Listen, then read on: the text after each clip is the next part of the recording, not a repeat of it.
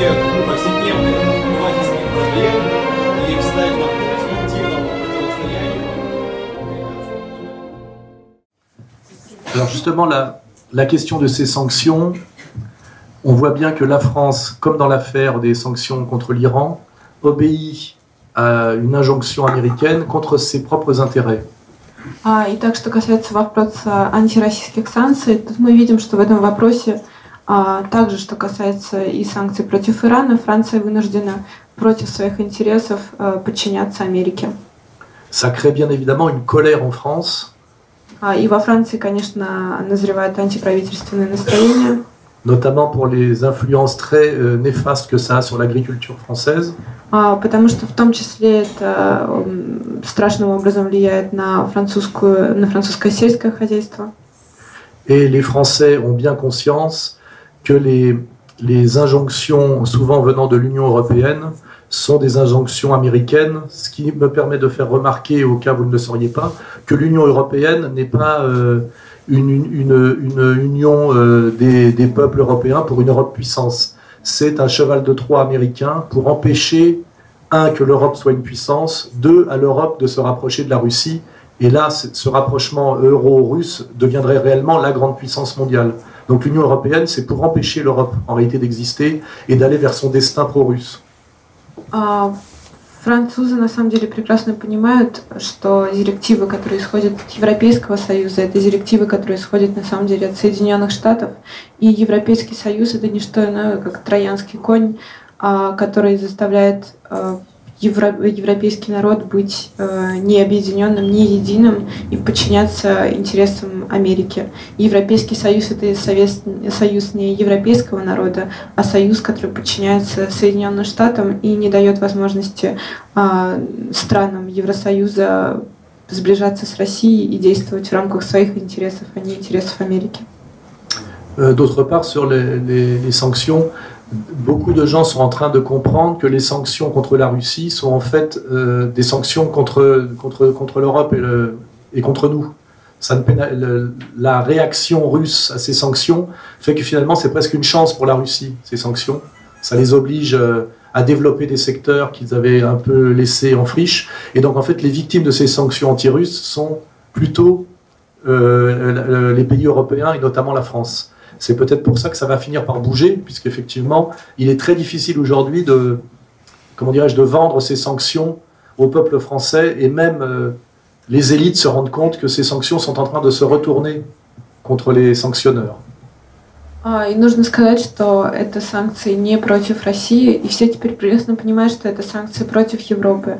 И нужно сказать, что реакция России и все то, что делает Россия сейчас, то есть эти контрсанкции, ответные санкции, они приводят к тому, что Россия развивает те сектора экономики, которые были немного оставлены во время Советского Союза, и сейчас это большое преимущество для России, именно поэтому я считаю, что ситуация рано или поздно изменится, потому что для Европы это невыгодно, и все тяжелее и тяжелее политикам, условно говоря, продавать эти санкции, объяснять народу, почему это выгодно. Все меньше и меньше людей в это по-настоящему верят.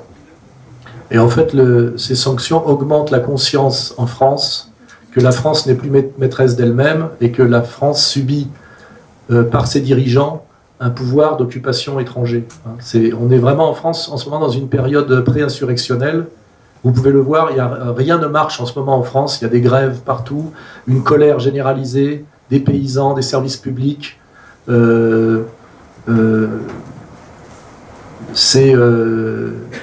C'est une période effectivement d'effondrement, d'effondrement sur le plan moral et sur le plan du fonctionnement économico-politique.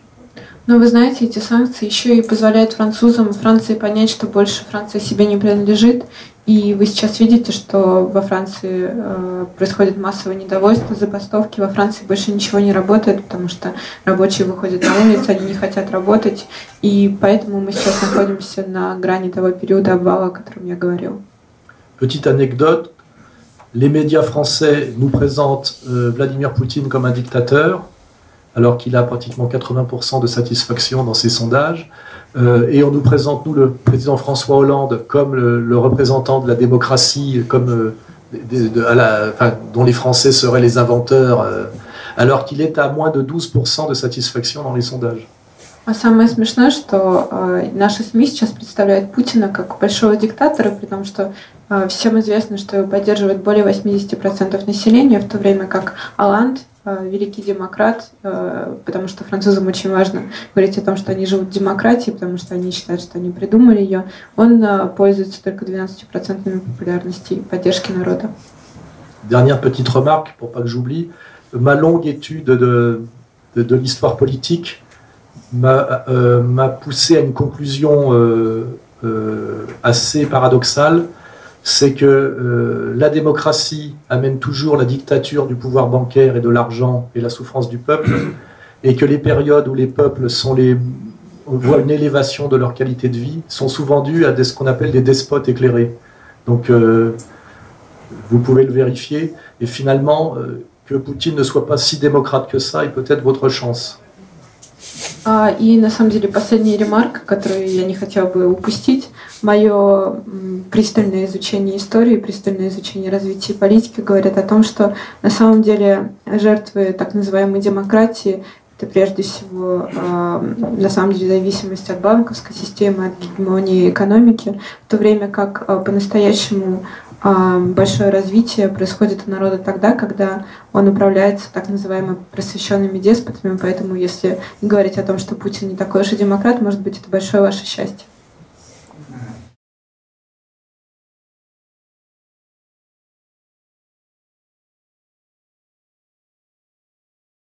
Alors, l'identité française officielle prétend que ça commence avec la Révolution française. C'est le pouvoir bourgeois issu de la, je dirais même pas de la Révolution française, mais de la contre-révolution thermidorienne, parce que pour ceux qui s'intéressent à la politique sérieusement, il y a deux révolutions françaises. Il y a la Révolution française honnête, courageuse et idéaliste de Robespierre et Saint-Just, et puis il y a derrière la réalité de ce qu'a donné la Révolution française, qui est de remplacer un pouvoir, une monarchie théocratique, par un pouvoir bourgeois, tout simplement. Et ce pouvoir bourgeois est là, et pour ne pas dire qu'il est la banque et la franc-maçonnerie, il maintient une mythologie révolutionnaire, en disant, voilà, la France, c'est la patrie des droits de l'homme, liberté, égalité, fraternité. Donc ça, c'est l'identité officielle de la France. Ceux qui ont une culture savent très bien que la France a commencé avec Clovis, enfin qu'elle remonte, qu'elle a à voir avec l'Empire romain, qu'elle commence avec Clovis, que c'est les rois qui ont fait la France, bien évidemment, et que même ce qu'on dénonce comme le centralisme jacobin, il n'est jamais que la continuation, on va dire républicaine et laïque, du travail centralisateur et nécessaire des rois de France. C'est un peu long comme réponse, mais... Итак, немного длинный ответ. Я хочу объяснить вам, что есть официальная французская идентичность, и вот официальная теория говорит о том, что действительно она сформирована революцией, но нужно понимать, что есть революция Термидоров, есть революция Робеспьера, вот эта вот честная идеологическая революция, которая хотела привести, хотела исполнить идеалы, но на самом деле реальность оказалась такова, что революция привела к избавлению от монархии, к приходу буржуазного государства, которое не имеет ничего общего вот с этими идеалами, которые декларировались во время революции. И мы знаем, что пришло видение Франции как нации, которая живет под слоганом «Свобода, равенство, братство». Но все мы прекрасно понимаем, что это не совсем так. Настоящая Великая Франция началась, если мы вспомним историю, с Хлодвига, с якобинцев. Франция — это наследник Римской, Великой Римской империи. Поэтому тут нужно понимать, что вы хотите узнать о французской идентичности. Хотите вы увидеть официальный взгляд на это или то, как это происходило на самом деле? Remarque importante. Alors aujourd'hui, on définit surtout ce qui est être français négativement. Aujourd'hui, l'offensive du pouvoir, c'est de nous dire que la France n'a rien à voir avec la chrétienté, par exemple. On essaye de nous inculquer que la France n'est pas spécialement chrétienne, voyez-vous. Voilà. On n'en est plus à critiquer les rois, la monarchie, puisque c'est le premier réglé, c'est aujourd'hui officiellement, des gens comme Moscovici qui sont souvent d'origine pas vraiment française de souche, essayent de nous imposer l'idée que la France n'est pas chrétienne, voilà, que c'est pas son histoire. Et ça, faut essayer de comprendre que c'est un moment, ça correspond à quelque chose de très important en ce moment. On essaie de supprimer les fêtes saintes, on essaie d'interdire les crèches dans les mairies au moment de Noël, etc. Nous sommes dans une phase de déchristianisation au niveau du pouvoir officiel de la France. Et je rajoute après, on essaie de nous faire croire que c'est à la demande des musulmans, ce qui est totalement faux. И вы спрашивали, что значит быть французом сегодня. И на самом деле понимание того, что такое быть французом, идет через отрицание, через негативную сторону. Например, мы говорим, что мы не христиане, мы светское государство, мы отрицаем католицизм, и мы пытаемся выдать это за просьбу мусульман, за желание быть светским государством. Но на самом деле быть французом сегодня — это полностью отказываться от истории, отказываться от ценностей, говорить о том, что мы не католики, мы не христиане, мы не имеем ничего общего с религиозным государством. Nous sommes dans une période aujourd'hui où se revendiquer comme français en France est presque synonyme pour l'idéologie dominante de fasciste. Vous voyez? И сегодня мы находимся в той эпохе, мы проходим через тот период, когда говорить во Франции, что ты француз, это практически быть фашистом. On réduit le patriotisme français à la colonisation et à la collaboration pratiquement systématiquement. И на самом деле сейчас французский патриотизм — это не нечто возвышенное. Сейчас мы представляем его себе, когда говорим о коллаборационизме и о колонизации. La préférence nationale, par exemple, est interdite en France. И предпочтения национальные, они в принципе запрещены во Франции. То есть говорить о своих предпочтениях. C'est ce que j'appelle moi la destruction de la France par la dictature des minorités. C'est-à-dire que c'est Cohn-Bendit qui nous l'a dit. La démocratie, c'est protéger les minorités de la majorité. Ce qui est d'ailleurs la division inverse de la démocratie, mais c'est pas grave. Mais ils y sont arrivés. Hein. C'est-à-dire qu'en France, il vaut mieux être tout, sauf français et fier de l'être. Hein. И на самом деле это то самое разрушение Франции через либерализацию, через защиту меньшинства, о которой я, собственно, и говорил, потому что сейчас есть такое определение демократии, как защита меньшинств от большинства, хотя на самом деле это все не так, и на самом деле всем наплевать, что демократия — это скорее власть большинства, а не меньшинства. Et ce travail idéologique de propagande pour pousser les Français à avoir honte d'être français, c'est terriblement, est devenu terriblement dominant après mai 68 et le travail permanent depuis cette époque des trotskistes. И на самом деле эта идеология, которая сейчас продвигается, что во Франции стыдно быть французом, она как раз берет свое начало в мае 1968 года, и на самом деле она продвигается Вашингтоном и троцкистами. Et pour être honnête, je dois dire jusqu'au bout que ces trotskistes sont presque toujours des juifs ashkénazes de la moyenne et haute bourgeoisie. И на самом деле я хочу объяснить сразу, что все эти троцкисты — это как раз средние крупные буржуа, которые на самом деле являются евреями, а не французами. En fait, ceux qui nous interdisent d'être français aujourd'hui en France depuis mai 68, c'est ceux qui vous ont interdit d'être russes avec la révolution bolchevique, dont on sait que c'était une révolution fondamentalement anti-russe. И то, что нам запрещает быть французами, настоящими французами, говорить об этом с 1968 года, это то, что вам запрещало быть русскими после революции, после прихода большевиков. Mais vous les avez chassés. Но вы их выгнали. Et chez nous, ils règnent en maître aujourd'hui. А сегодня у нас они находятся у власти, сегодня они нами управляют.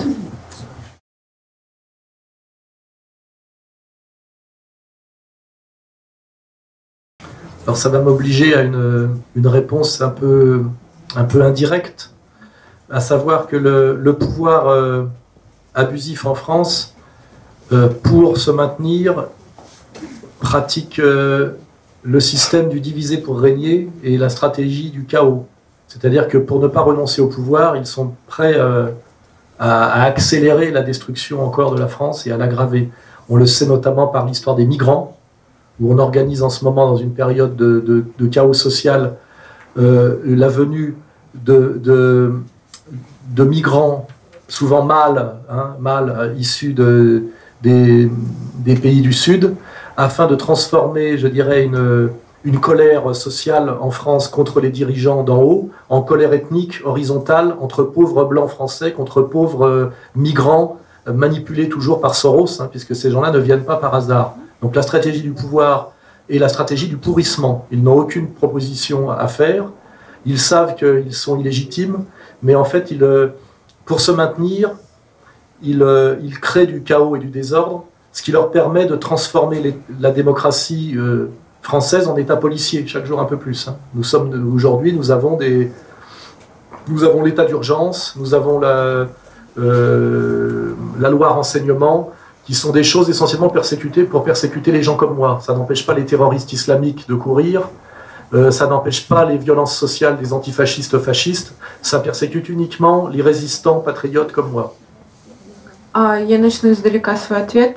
Сегодня во Франции власти проповедуют идеологию «разделяй властвуй», которая способствует разрушению Франции, потому что им настолько важно остаться в правительстве, что они готовы пожертвовать Францией. И сейчас, чтобы отвлечь французов действительно от важных проблем и чтобы перенаправить их гнев внутрь самого общества, вот, собственно, речь идет об этой проблеме с мигрантами, когда французы уже не думают о своем недовольстве правительством, о недовольстве друг другом, недовольстве ближним, недовольстве тем, что происходит в обществе.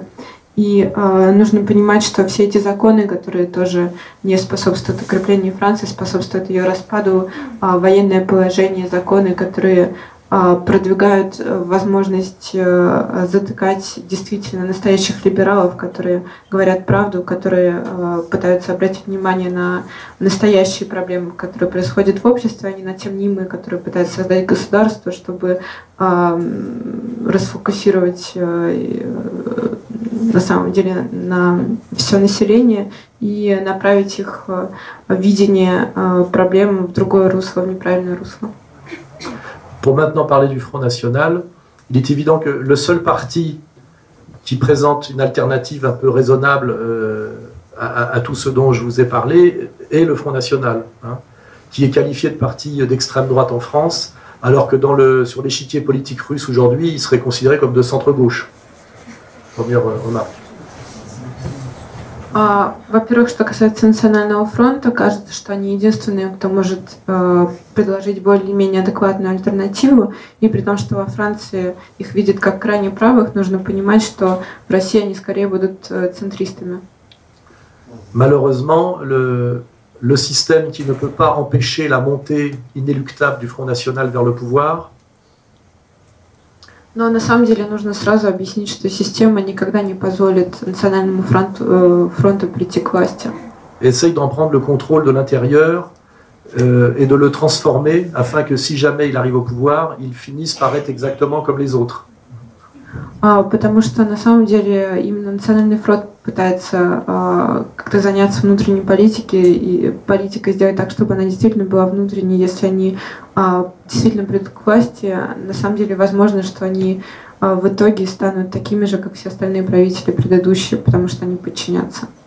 Et j'ai bien peur que le Front National de demain ressemble plus à Syriza là, et à Tsipras qu'à Aube Dorée. Vous voyez, c'est... Я очень боюсь, что Национальный фронт завтрашнего дня больше будет напоминать партию, которая была раньше у власти в Греции, Сириза, которая, собственно, в итоге не привела ни к чему хорошему страну, потому что она не справилась со своей задачей.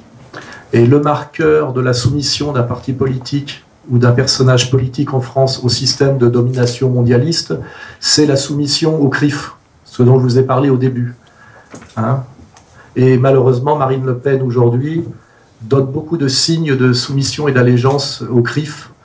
Et ça semblerait vouloir dire qu'elle compte plus pour se rapprocher du pouvoir de sa validation par le CRIF que de combattre en réalité le CRIF qui représente toute cette domination, comment dirais-je, illégitime dont je vous parle depuis le début. Donc je ne suis pas très optimiste pour l'avenir du Front National et sur le Front National comme parti d'alternative sérieux et radical à la situation dans laquelle nous sommes aujourd'hui. Voilà.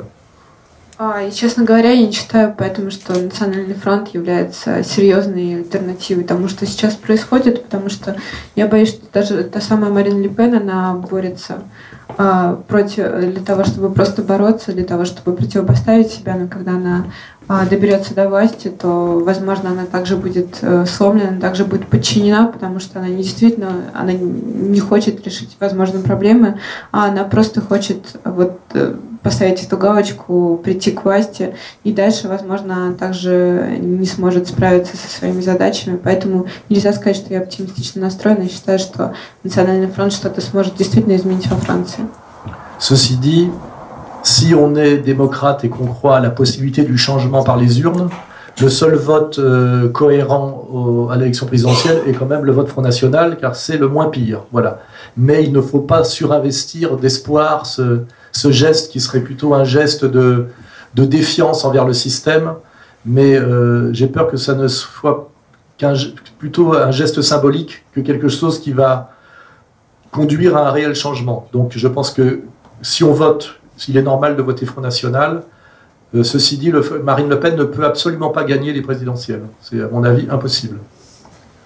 Итак, единственный выход во Франции, потому что голосовать все равно придется, это, конечно, голосовать за Национальный фронт, потому что это наименьший зол, но при этом я хочу сказать, что это не выход из ситуации, это просто желание показать, что мы не поддерживаем нынешнюю линию власти, но это будет чисто символический шаг. К тому же, если честно, я хочу сказать, что я понимаю, что Марин Ле Пен никогда не победит, это просто невозможно.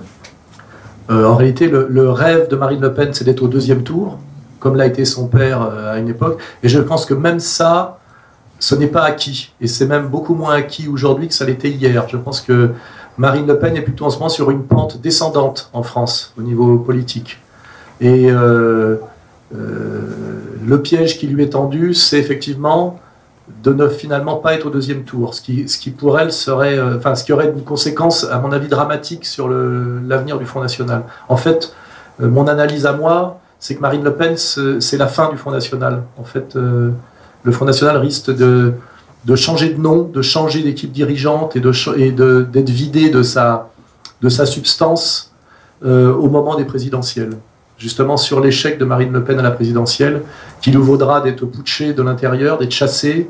C'est plus franco-français, mais il y a des gens au Front National qui sont en embuscade pour le reprendre. C'est Maître Collard, qui est quand même un avocat franc-maçon, ancien lambertiste marseillais. C'est Philippot, qui est très intelligent politiquement, mais qui est quand même un énarque homosexuel militant, revendiqué gaulliste. Nous avons aussi à Béziers Robert Ménard, qui est un ancien patron d'ONG atlantiste, donc qu'on peut considérer comme adoubé par la CIA. Et ces gens-là, d'ailleurs, sont le triumvirat qui est systématiquement mis en avant comme l'avenir du Front National. Et après que Marine ait fait la grave erreur de virer son propre père du parti, je pense que son destin est d'en être chassé aussi, et que le Front National change de nom. Voilà. И все мы прекрасно понимаем, что Марин Ле Пен и сама знает, что она не победит на выборах, и самое главное, ее мечта — это пройти во второй тур. Так когда-то во второй тур прошел ее отец, но я думаю, что она не сможет пройти во второй тур, и в этом и заключается ловушка, потому что сейчас она от этого еще более далека, чем была некоторое время назад, потому что Национальный фронт становится все менее и менее популярным.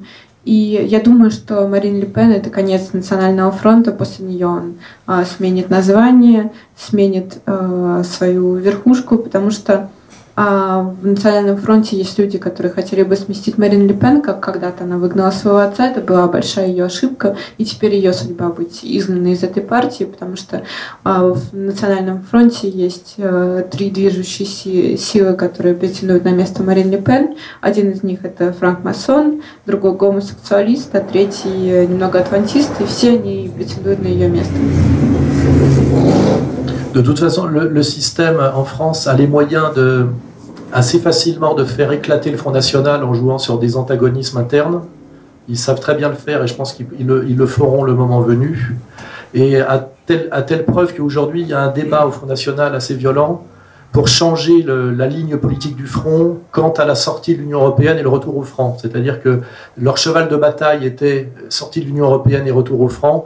Aujourd'hui, il y a un débat interne où ils veulent renoncer à cette mesure fondamentale par peur qu'elle leur éloigne des électeurs de droite, de la bourgeoisie rentière et des vieux. Et ce qui est très mauvais signe, puisque quand à quelques mois d'une élection majeure, on commence à changer sur ces fondamentaux parce qu'on a peur de ne pas avoir assez de voix, c'est pas le signe de l'optimisme et comment dirais-je, de la force. Hein. Le Front National est en grande difficulté en réalité aujourd'hui. И я боюсь, что во Франции поскольку это очень хорошо умеют делать, то они сыграют на антагонизме французов, и поэтому Национальный фронт уже сейчас говорит о том, что нужно менять официальную политику, официальные лозунги, потому что самым главным козырем Национального фронта был выход из Евросоюза и возвращение к франку. А сейчас мы видим, что они отказываются от этих идей, потому что они боятся, что их не поддержит старшая часть населения, правые. И сейчас мы видим, что Национальный фронт понимает, что правительство может сыграть на этом, и поэтому от своих главных идей он отказывается. Ceci dit, j'espère me tromper, et je serais ravi de voir Marine Le Pen gagner les présidentielles, comme je serais ravi de voir Trump battre Hillary Clinton dans les élections américaines. Но на самом деле я, конечно, буду счастлив, если Марин Ле Пен вдруг победит на выборах, как я буду счастлив, если Трамп вдруг победит на выборах в США. Все было сказано с некой долей иронии. Je pense que Trump a beaucoup plus de chances de gagner les élections américaines que Marine de gagner un jour les élections françaises. Но я думаю, что у Трампа все равно намного больше шансов выиграть выборы в США, чем у Марин Ле Пен хотя бы однажды победить на выборах во Франции.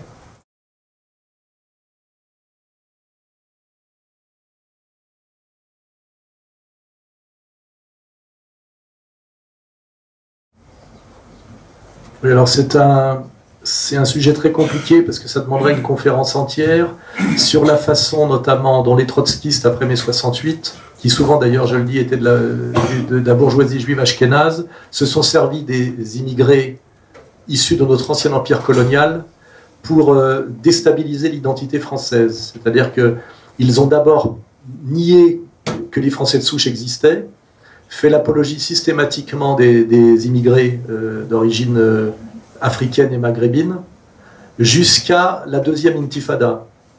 Et à partir de la deuxième intifada, comme ils ont dit que ces jeunes de banlieue dont ils se servaient contre les Français de souche sont devenus plus hostiles à Israël et donc à eux-mêmes on va dire à la domination néoconservatrice judéo-protestante américano-sioniste, ils ont retourné leurs alliances.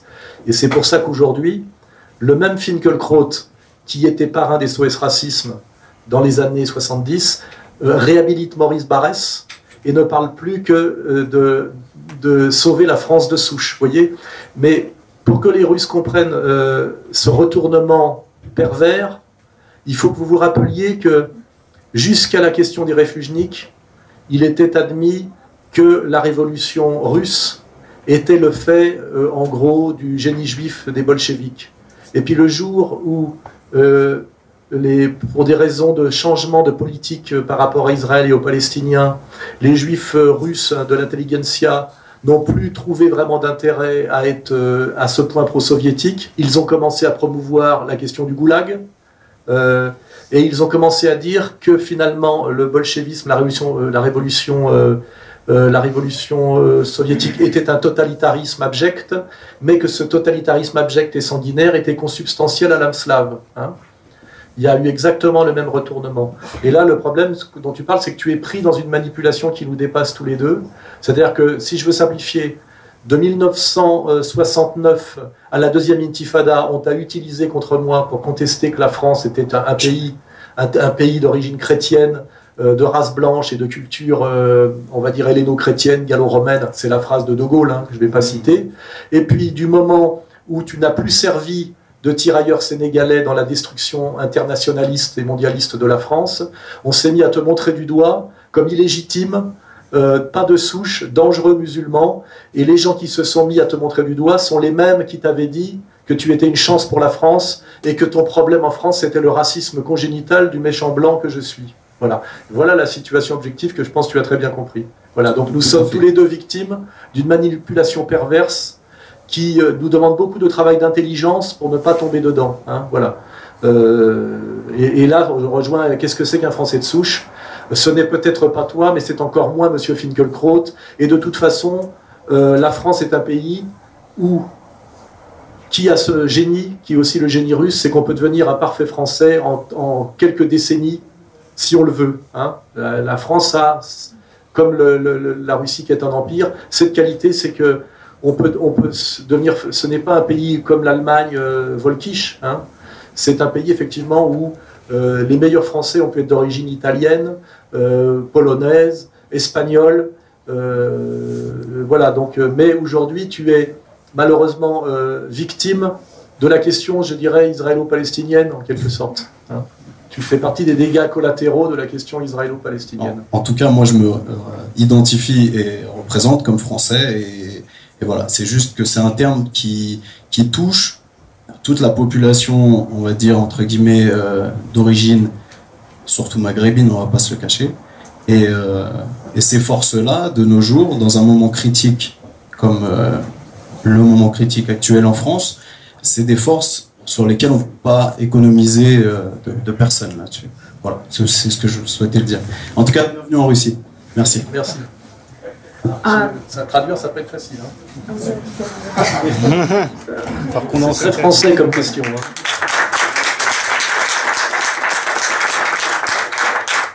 C'est pour ça qu'on s'appelle égalité et réconciliation. C'est ça dont on parle là. На самом деле это вопрос достаточно сложный, но его можно объяснить через несколько итераций. Первое, что хотелось бы сказать, это большая манипуляция. Сначала мы говорим о том, что в первое время говорилось о том, что миграция нужна Франции, и что благодаря мигрантам Франция становится сильнее, Франция становится богаче, Франция становится, не знаю, в том числе мигранты позволяют Франции получать большое развитие, но как только эта идеология больше не нужна, то вот и речь идет в том числе об участнике, который задал вопрос. Ему же говорят, что он больше не нужен Франции, что он носит сумятицу. И если раньше говорилось о том, что существуют чистокровные французы-христиане, то сейчас мы опять не говорим ни о религии, ни о расе. И при этом, при том, что, казалось бы, мы отказываемся от всех ценностей, тем не менее все сейчас четко выделяют это понятие «чистокровный француз». И тот Финкелькраут, который часто упоминает это понятие «чистокровный француз», Лен Сорель говорит, да, может быть, иммигранты не все чистокровные французы, но при этом Финкелькраут не более чистокровный француз, чем они, а даже менее, и уж тем более имеет меньше прав зваться настоящим французом, потому что Франция, Россия — это две больших сильных страны, и можно стать французом или русским за несколько десятилетий, просто поняв культуру, потому что на самом деле настоящие великие французы, которые делали честь Франции, это люди, которые приехали из Италии, из Испании, из Польши. Это иммиграция в том числе. Естественно, да, они считают себя французами, и они являются в истории именно великими французами, а не великими итальянцами, испанцами и поляками. И вот ремарка, молодой человек говорит, что все равно он считает себя французом, несмотря на все эти манипуляции, но в любом случае Лен Сорель подчеркивает, что все мы жертвы манипуляций, которые совершенно не понимаем. И на самом деле тут дело не в том, кто является, а кто не является чистокровным французом, русским, а в том, что нужно в данный конкретный момент утверждать правительству. Нужно ли утверждать, что Франция, Россия, любая другая большая страна нуждается в миграции, или нужно наоборот говорить, что это достаточно, это зло, и сталкивать лбами людей внутри нации, чтобы они переключались на другие проблемы. Je vais en profiter pour faire deux remarques. D'abord pour dire que la manière dont Poutine gère la question des minorités musulmanes de Russie devrait être un modèle pour nous Français. Alors c'est pas du tout nous ce que nous faisons. Nos dirigeants vendus à l'atlantisme et au sionisme travaillent à la guerre civile entre Français de souche et Français musulmans, qu'on appelle les Arabes abusivement. Donc une fois de plus, Poutine pourrait être un modèle pour nous, première chose. Deuxièmement, il faut comprendre, pour faire un parallèle avec l'eurasisme, c'est que la France a deux axes déterminés par l'histoire, qui est un axe nord-sud, qui est ce qu'on appelle la francophonie, qui est lié à son ancien empire colonial. C'est-à-dire que nous avons la chance ou la malchance, c'est à nous de savoir si c'est une chance ou une malchance par notre attitude politique, d'avoir tout un espace francophone au Maghreb et en Afrique. C'est un destin manifeste de la France, cette francophonie qui est verticale, et nous avons notre destin horizontal, ouest-est, qui a à voir justement avec Paris, Berlin, Moscou, Belgrade, etc. Or, il n'est pas question de renoncer à l'un ou à l'autre. La France doit se penser dans sa composante européenne, car je me sens ici chez moi à Moscou, hein, je suis un Européen qui se sent chez moi à Moscou, et dans sa composante post-coloniale, décoloniale et peut-être même néocoloniale, qui fait que tu es français. Hein, voilà.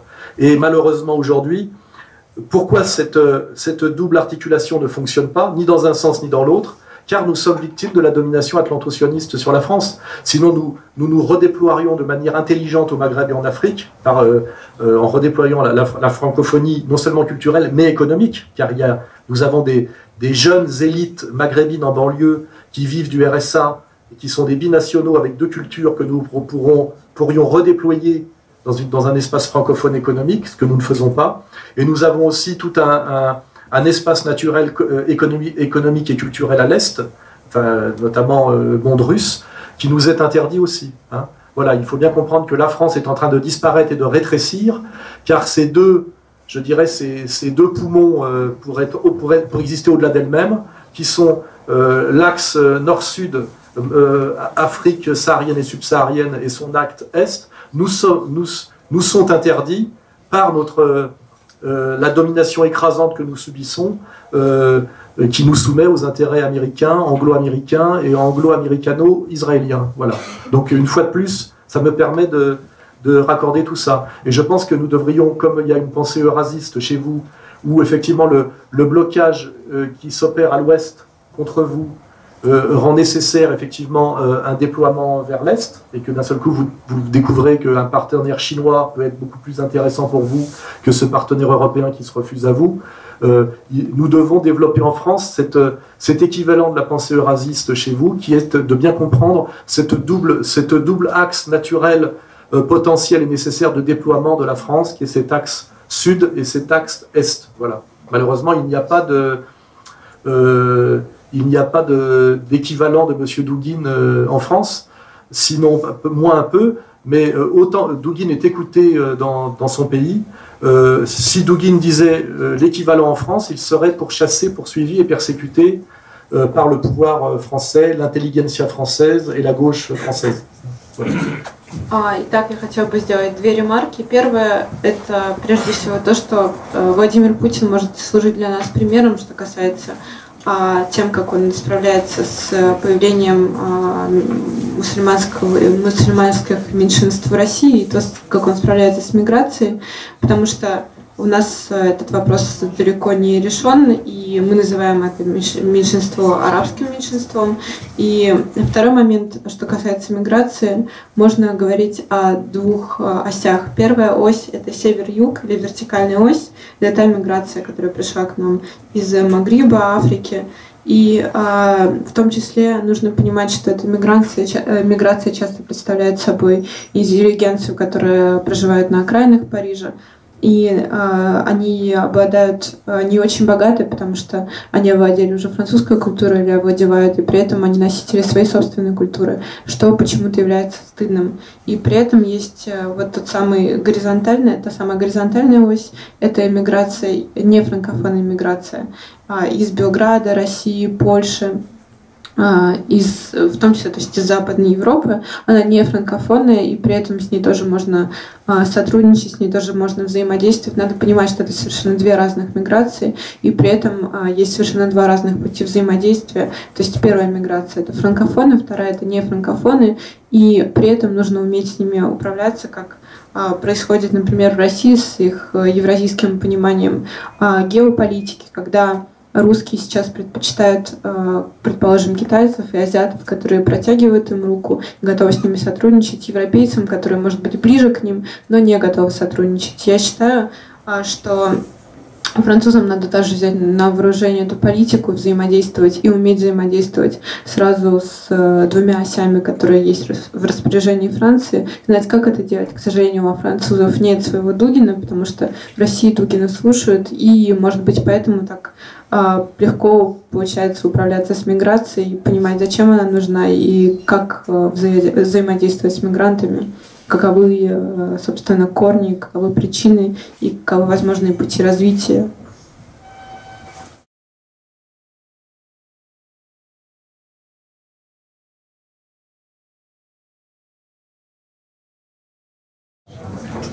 On est obligé d'admettre qu'au niveau de l'efficacité de la propagande, la pensée libérale portée par l'Empire américain est d'une très très grande efficacité et sans doute bien plus efficace et pervers que les offres, je dirais, alternatives. Vu de mon point de vue, je trouve les Russes bien plus naïfs que les Américains d'une certaine manière, ce qui est un compliment. Во-первых, я хотела бы начать с того, что касается точки зрения пропаганды, тут, конечно же, либерализм в пропаганде практически не нуждается, и поэтому он более эффективен. Его очень просто продвигать, и в этом смысле я считаю, что русские намного более наивны, чем американцы, и это скорее комплимент. Et il faut bien comprendre que cette propagande libérale avance toujours masquée, comme je l'ai dit, en s'appuyant sur l'idée de défendre des minorités opprimées, qui sont en réalité des minorités agissantes. C'est des concepts à bien maîtriser. Minorité, pseudo-minorité opprimée, minorité agissante, contre majorité silencieuse, qui sont en fait la majorité opprimée. C'est des concepts que j'ai développés dans ma pensée, qui sont importants. И на самом деле эта пропаганда совершенно не очевидна. И здесь речь идет, я постоянно говорю об этом в ходе сегодняшнего обсуждения, что есть пропаганда меньшинств, но тут я хочу оговориться, это не настоящее меньшинство, это псевдоменьшинства, которые вроде бы борются за свою свободу, а на самом деле они притесняют большинство. И в нашем извращенном мире получается, что именно большинство притесняет меньшинство, которое вроде бы борется за свою свободу. Et le libéralisme qui, en fait, au bout, la dictature de la banque, avance toujours en prétendant défendre les femmes contre les machos, les homosexuels contre les homophobes, les jeunes contre la méchanceté des adultes et des vieux, les immigrants contre les nationaux racistes. Ça fonctionne toujours comme ça. Et c'est vrai que, présenté comme ça, on a envie d'y adhérer. C'est ça, c'est assez satanique et diabolique. Hein. C'est que, je ne sais pas si tu vas traduire déjà ça. И проблема как раз в том, что либерализм представляет собой очень привлекательную идею, и поэтому она является такой страшной, такой дьявольской, потому что здесь скрыта очень привлекательная идея о том, что нужно защищать, например, женщин от мачистов, нужно защищать молодежь от злых взрослых, от злых стариков, нужно защищать мигрантов от нацистов, и нужно защищать гомосексуалов от гомофобов. То есть сама по себе идея привлекательная, но на самом деле это неправда, она извращенная, и в этом ее дьявольская натура. Comme anecdote, j'ai rencontré à Moscou un militant moldave anti-impérialiste qui m'a dit qu'il avait passé toute sa jeunesse à lutter contre le KGB pour le financer par les Américains. Et qu'aujourd'hui, il admettait, il se rendait compte que finalement c'était bien plus simple la vie de dissident face au KGB à la période de la déliquescence sous c'était quoi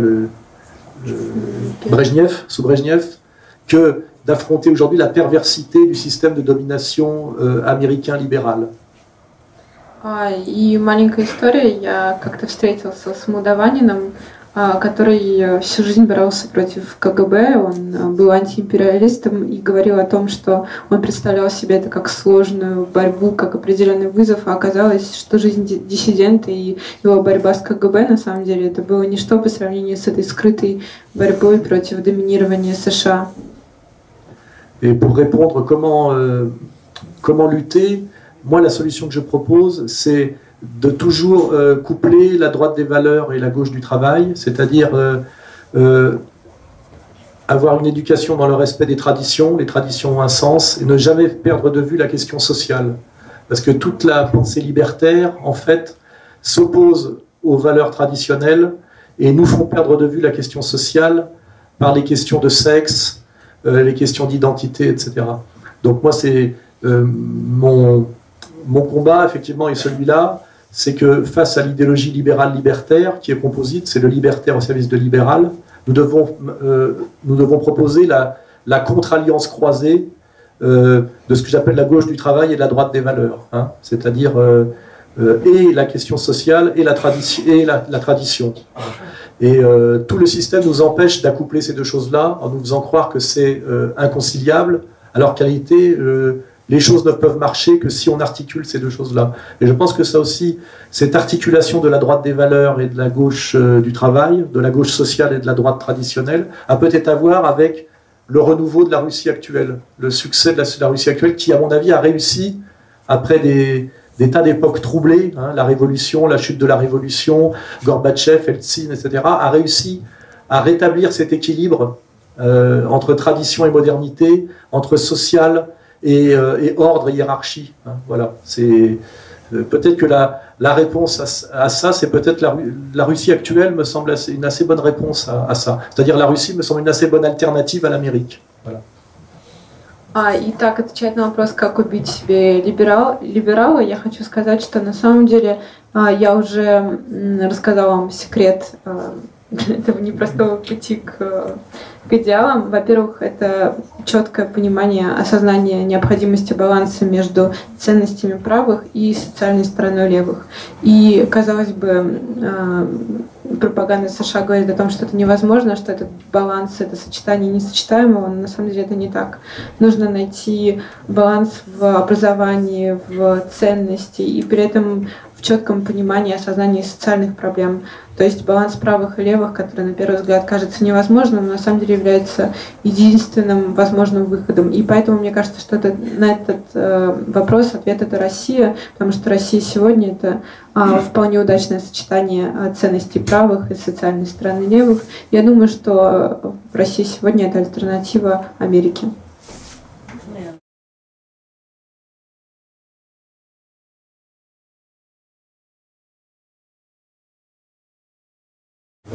Je ne suis pas un spécialiste de la question, mais ce que je vois, c'est que la question ukrainienne a été déclenchée à la frontière russe pour punir Poutine de sa politique de résistance au nouvel ordre mondial, notamment en Syrie. Hein. Il me semble bien qu'il y a toujours quelque chose de diabolique dans la stratégie impériale libérale. C'est toujours d'aller le diviser pour régner et d'aller chercher toujours des lignes de fracture historiques pour créer du chaos. Hein. Et on voit bien aujourd'hui que les pauvres Ukrainiens ont été entraînés dans une aventure dont ils seront finalement les victimes, c'est une évidence, et ils ont été manipulés par les Américains et qu'ils seront lâchés par les Américains. Et c'est malheureusement souvent comme ça. Voilà. Et je pense une fois de plus que autant Poutine joue une politique assez raisonnable dans sa gestion de ce conflit, autant les Américains ont vraiment une logique de va-t-en-guerre et poussent aux extrêmes. Hein. Voilà. Mais c'est tout ce que je peux répondre. C'est y aurait-il la question ukrainienne actuelle si les Américains ne voulaient pas déstabiliser Poutine, le punir pour son insoumission au nouvel ordre mondial? C'est un peu ça que je vois. Sachant qu'un haut responsable américain a bien dit de Poutine au moment de l'affaire syrienne qu'il avait trahi le nouvel ordre mondial. Voilà. Итак, поскольку я не являюсь большим специалистом в вопросе, все, что я могу вам сказать, это что на самом деле весь этот конфликт в Украине и на Донбассе это прежде всего попытка наказать Путина за его неподчинение Америке и за то, что сейчас он делает в Сирии, потому что Сирия перекроила весь порядок жизни, геополитики современного мира. И это как раз-таки та самая политика, та самая стратегия «разделяй и властвуй», потому что Россия и Украина исторически это братские народы, это, по сути дела, один большой народ, и, по сути дела, нельзя говорить о том, что они могут быть, в принципе, разделены чем-то другим, кроме манипуляций. И украинцы сейчас стали жертвами этой лжи, манипуляций. И нужно понимать, что те самые американцы, которые это затеяли, они же их и бросят потом. И поэтому вот эта попытка дестабилизировать ситуацию на Украине, но прежде всего, на самом деле, это атака на Путина. И возникает вопрос, во-первых, Альянс Араль подчеркивает, что если Путин сможет вести такую же четко продуманную, спокойную политику, то постепенно конфликт начнет затухать. Но прежде всего возникает вопрос, а был бы вообще конфликт на Украине, если бы за этим не стояли США? Et remarque, moi je ne vois pas que la Russie de Poutine organise des déstabilisations de pays à la frontière américaine et qu'on ne peut pas comparer la manière dont les Américains manipulent les Ukrainiens pour lutter contre la Russie à la façon dont, par exemple, la Russie a pu soutenir Chavez au Venezuela. Il y a vraiment une grande différence entre l'agressivité américaine et sa stratégie, je dirais, du chaos, et la manière dont, effectivement, la Russie essaye d'aider à une alternative multipolaire. Il me semble bien que la réalité est totalement le contraire de ce que nous montrent les médias occidentaux, c'est-à-dire la brutalité, l'inconséquence, le sacrifice de peuples pour des combats qui ne sont pas les leurs, leur abandon après dans une situation catastrophique, est quand même une attitude qui me paraît actuellement pratiquement systématiquement celle des Américains, et pas du tout des Russes. Я хотела бы подчеркнуть, что на самом деле Америка и Россия ведут себя совершенно по-разному. Ведь вы видите, что Россия не пытается привести к нестабильности, к хаосу страны на границе с Америкой, хотя она тоже могла бы, и вспомните, как вела себя Россия в вопросе с Венесуэлой и с Уго Чавесом, и как ведут себя сейчас американцы в ситуации с Украиной, потому что речь идет именно о приграничных государствах, и мы видим, что вот эта политика американского хаоса и агрессии, она совершенно не похожа на политику России, и Россия при этом не пытается быть агрессивной, не пытается сеять хаос в ответ.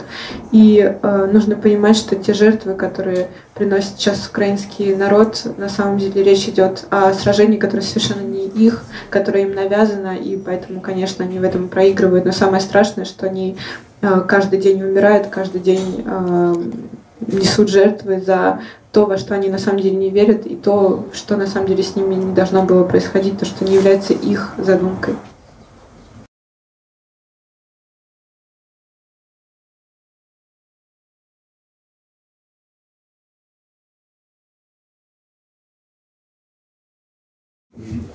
Poutine est un dirigeant politique de première importance. Il ne peut pas se permettre d'avoir des états d'âme, je dirais, et il essaye d'avoir la politique la plus intelligente. Je pense que, quoi qu'il pense dans le fond de son cœur, un tiers des Israéliens sont d'origine russe. Israël a peur un jour d'être lâché par les États-Unis, et je pense que Poutine se propose aussi aux Israéliens comme une alternative peut-être à un moment donné au parapluie américain. Donc je pense que la stratégie de Poutine, c'est de présenter la Russie comme une alternative possible systématiquement partout en géopolitique. Ce que je remarque, moi, c'est que quand Poutine invite Netanyahou au Kremlin, la même semaine, moi, je suis invité aussi, bon, c'est pas dans les mêmes proportions, mais on n'est pas dans une politique de soumission, il est dans une politique de dialogue multiple. Et en même temps qu'il dialogue avec Israël, il ne sanctionne pas l'Iran, au contraire, il équilibre toujours très bien. Il reçoit le Netanyahou, et puis en même temps, il y a un truc pour les Palestiniens, un truc pour les Iraniens, pratiquement au même moment. C'est-à-dire qu'il montre bien qu'il est la solution pour un peu tout le monde en réalité, et qu'il parle avec tout le monde, et qu'il est, comment dirais-je, il n'est pas un facteur de désordre ou d'aggravation des conflits. Hein. Alors évidemment, moi en France, des gens qui sont très pro-palestiniens et qui n'ont pas beaucoup de maturité politique me disent Poutine c'est un sioniste. Mais malheureusement, à un certain niveau politique, on peut plus se positionner aussi simplement que ça. Voilà. Mais une fois de plus, Poutine se montre comme un homme dont la politique internationale est toujours raisonnable et équilibrée et va dans le sens de comment dirais-je, de la baisse des tensions. Hein, alors que les États-Unis, je le dis, comme empire en déclin, ne régnant plus que par la puissance militaire, sont systématiquement, ce qu'ils n'ont pas toujours été d'ailleurs, mais en tout cas sont systématiquement depuis le 11 septembre, un facteur de violence et de désordre dans le monde. Voilà. Donc effectivement, on peut considérer que Poutine est peut-être celui qui peut faire baisser les tensions au Moyen-Orient et qui a peut-être des solutions à proposer par rapport à la question israélo-palestinienne, qui est malheureusement je dirais, la tragédie sans fin, puisque je rappelle que c'est la plus longue guerre du monde moderne, puisqu'elle dure depuis 1948. Hein. Et je rappelle ici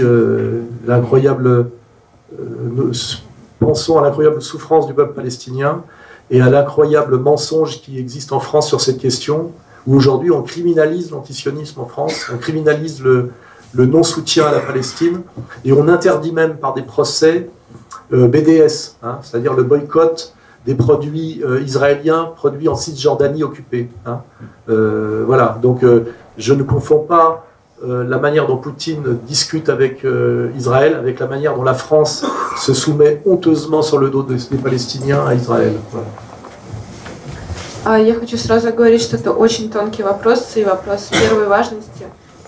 И Путин ведет очень умную, очень разумную политику в отношении этих двух государств, потому что на самом деле треть жителей Израиля, они приехали из России, и очень важно понимать, что Израиль сейчас рассматривает Россию как возможную альтернативу, возможный спасательный круг, потому что сейчас он подчиняется США, но он всегда рассматривает Россию как тоже возможного друга.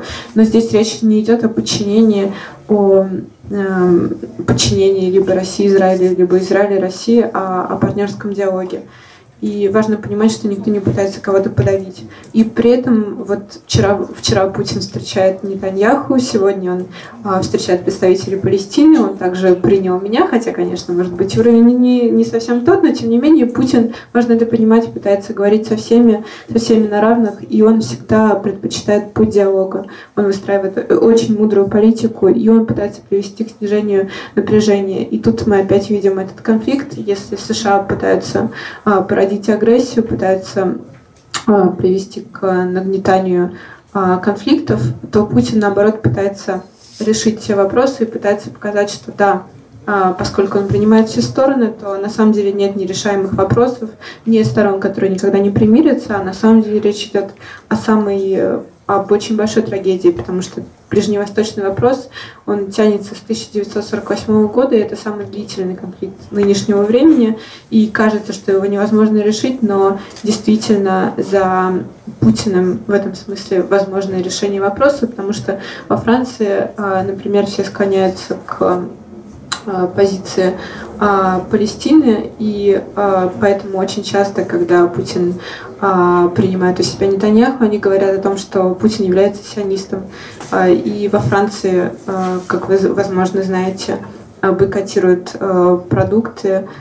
И, в принципе, во Франции есть очень однобокое видение ситуации, в то время как Путин действительно пытается привести к балансу. Поэтому, да, я оговорюсь, мне кажется, что Путин действительно, возможно, решит этот вопрос. Дорогие коллеги, наша конференция подходит к концу. Все интересующие вас вопросы вы можете задать в личном порядке. Вы также можете приобрести книжки академического проекта, которые были изданы буквально на днях, «Понять империю». Стоимость книги 500 рублей, издана академическим проектом. Ну и, соответственно, по французской традиции вы можете подписать эти книги у автора, задать ему какие-то вопросы. И переходите также в наш французский маленький зал, где есть французский сидр. И французские традиции гораздо более живы, чем в современной Франции. Merci à tous. Je voulais juste dire à tous les Français.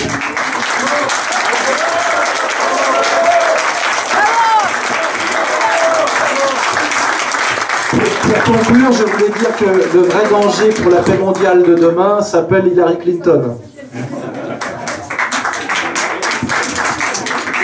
Chers Conrois, je vous remercie pour venir et je voulais vous dire que maintenant vous pouvez acheter les livres en russe, mais c'est le meilleur livre pour apprendre la russe. Donc, Comprendre l'Empire a édité dans la maison d'édition très connue, le projet académique.